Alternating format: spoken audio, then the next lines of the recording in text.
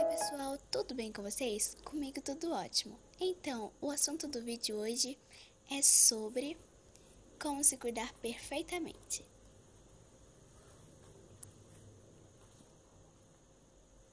Então, o primeiro passo é com a base do rosto, né? Eu vou começar com rímel. E não é aqueles rímels que incomodam seu olho, é o que você se sinta melhor.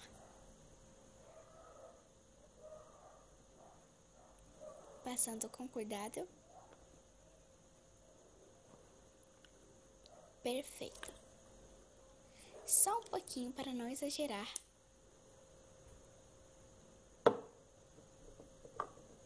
Segundo passo, eu vou usar um batom e a cor dele é lilás.